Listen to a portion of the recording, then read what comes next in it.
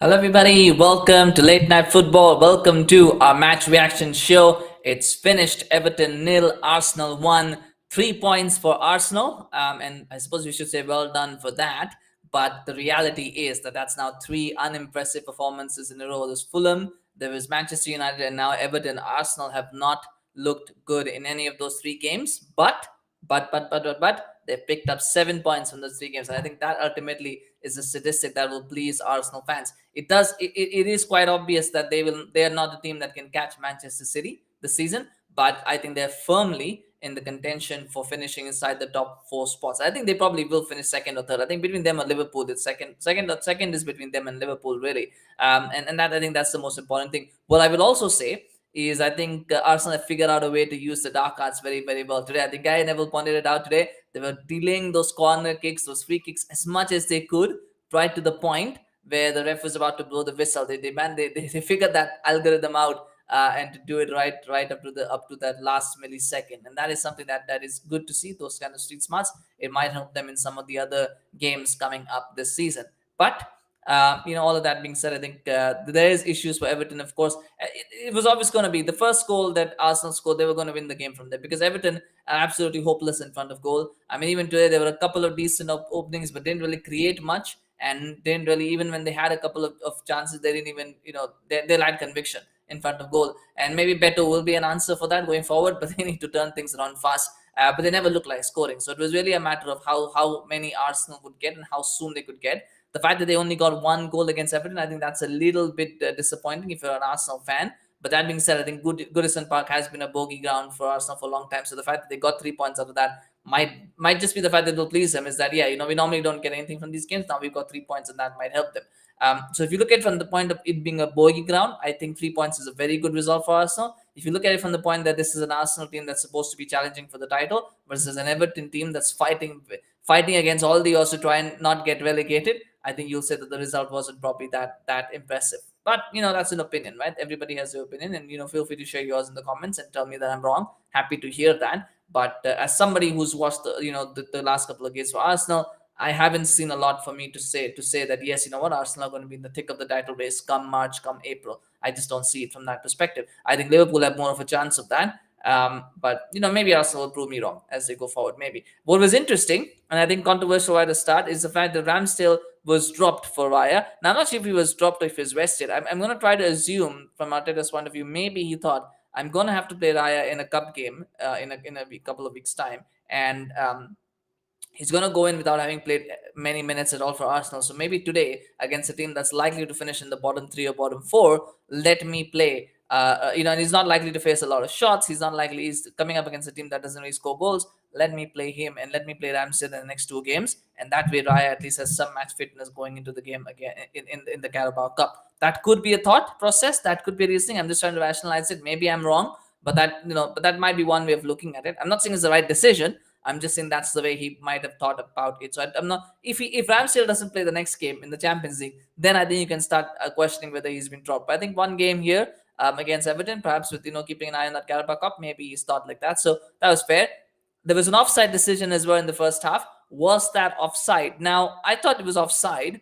Based on what we saw on the video, I think it was offside because clearly he's offside and clearly he's interfering with play when the ball comes out to him to that side of the field. So it's got to be offside. But what I will point though is that this is a Premier League game. This is Goodison Park, one of the better grounds in the Premier League. Could they not have had a better angle to look at that? I mean, not just once. There were a couple of offside decisions that were looked at from that same angle. The others were probably more clear cut, but still, not clear cut. But the others were more. They didn't really impact. They didn't turn into goal scoring opportunities, so they weren't looked at. But surely there's better angles that they can look at rather than that kind of slanting angle that they were looking at. It's almost like looking that way. It's a very crappy angle, and if there was an issue, there would have been a lot of controversy about it if maybe Arsenal had lost a draw and there was an offside decision that had to be decided and there was no clear cut line of sight. It's just unbelievable. I think maybe the Premier League needs to start looking into that as well as to having good camera angles for people to view, because that could be a controversy waiting to happen, and maybe they need to be more forceful about that, but because that angle was just that's ridiculous that they have that sort of slanting angle to look at for offside decisions. I can't understand how that's happening in the Premier League at this moment in time. But nonetheless, there was if he looked offside. He looked offside, and it was the right decision. There was a penalty shout as well against Saliba. I don't think it was a penalty either. I think that was definitely Dugure making too much of the contact. It didn't look like a penalty to me. But those were those ultimately didn't matter. Of course, Arsenal went and got that goal to Trossard. It's a very good goal as well from Trossard. It was a nice little piece of interplay. And when it comes out in a good play from Saka as well, and when it comes out of Trossard, he really smashes it very, very well off the post. And those always look good, isn't it? When they go off the post, and it was a very good strike, and it gave them the lead. And I think on balance of play, Arsenal deserved to win the game. I mean, I'm not saying Arsenal played badly. What I'm saying, and so they played well. They deserved to win the game, but you don't win games because you deserve to win them. You win games because you've done what you need to do to win those games. And it was very easily a game that could have been a draw. It could have easily ended up in a loss if Everton had got a fluke goal from somewhere. But the problem for Arsenal is that they're again it almost felt like they're back into the old and 20 the heady days of the 2010s, where they would do a lot of passing around, they would do a lot of work in and all around the box, but then when it actually came time to finish, when it actually came time to make that final pass, they would always fluff their lines, or they would always prefer to pass back. And so that, I think, it felt that way a little bit. And maybe it's the fact that Jesus is not up to pace yet, and when he gets up to full speed, he will be able to make a difference and be a prolific striker. I just don't see him being a striker who can score 20-30 goals a season. I just don't see him that way, but maybe he can. Maybe they're waiting for Trossard as well to get fit and get opportunities, and maybe he could get some goals. But at this point in time, finishing does seem to be sometimes a problem for Arsenal, and that is something that they will need to look at quite seriously. But like I said, defensively they look very good, and that's a positive. I thought Zinchenko was very good. I thought Vieira looked okay as well at times. They didn't really have a lot to do with it. They defensively, but whatever work needed to be done, they did it, and they did it quite well. Martinelli's injury will be a concern as well, for sure. I think that's going to be another problem for them. I hope he's not out for too long. It's always difficult when you get like these kind of non-contact injuries, isn't it? Then you're always worried about what's happened or what's not, or if it's something serious. And let's hope it's not. Let's hope it's just a minor niggle and they took him off as precaution, because with the games coming thick and fast now, with the Champions League starting, with the Carabao Cup coming up, Arsenal really can't afford to have any injuries and not afford to have too many injuries in that squad. So let's hope that happens as well. And I think it was good for him to start Vieira. I think Arteta got it right by starting Vieira. I think he's had a couple of good games on the bench, so let him start a game, see what he can do. Doesn't mean he has to start every game, but it's good to give him this kind of game to see whether he can actually make an impact. From Everton's point of view, I mean, I just don't know where the points are going to come from, where the goals are going to come from at this moment in time. They just look so in such dire straits. The good news for them is that Luton and Sheffield already look doomed. So as long as they're better than those two, and maybe being better than one more team, whether that's Wolverhampton Wanderers, whether that's Burnley, whether that's Nottingham Forest, whether that's Bournemouth, they just need to find one team more to be better than. If they can do that, then they should be able to survive. But it's going to be a slog. It's going to be a real slog. So if you're an Everton fan, brace in. It's going to be a real slog for the next 33 games or whatever. They're going to have to, you might have to get the math calculators out and things like that, because it's really looking tired at the moment.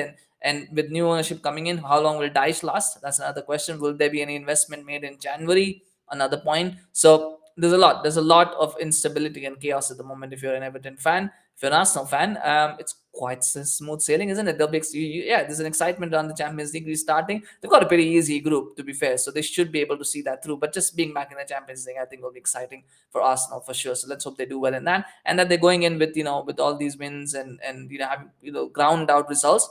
I think will hold them in good stead. Now I know the old cliche, and I'll end it on this, is that old cliche, isn't it, that if you play badly and you win, it's a sign of a good team. I think that's often overused, and I think that's actually not correct. What it means is that even great teams, they have to play some games bad. They will have some bad games, and yet they will find a way to win those games. It doesn't mean that you can have 10 bad games and you win 10 times and you're a great team. That's not what it means. It means that out of 10 games, you might have one or you might have two bad games, but you find a way to win both of them. That's what great teams do. And good teams, then they have, they win 8 games, so they have those 2 bad games and they lose them, and that's the issue. Shit teams that play 10 bad games and win 7 or 8 of them, they're not, that doesn't mean that they're great teams. I mean, they don't win 7 or 8 games anyway, but yeah, those are shit teams. If you have every game as a bad game, it's a shit team. Not saying Arsenal is a shit team. I'm just saying that that's a cliche. I think Arsenal have had 3 average games and they've won 2 out of those 3. So that's good for them, but they can't keep putting in average performances. They're going to have to step up. And the next game in the Premier League is going to be against Tottenham, who are flying high, who had an average game themselves, but they managed to win that one. It's going to be a tough game. that North London derby, and I think that would be a big test for Arsenal's credentials this season. I'm excited for it. I'm excited to see that game because I think these are two teams. I think Arsenal, we expect them to be close to the top. Spurs have been the surprise package so far. So far, they'll be looking to be closer to the top as well. They got a new manager. I think that would be a very, very mouth-watering clash, and one that I'm excited to see. I hope we get lots of goals in that one.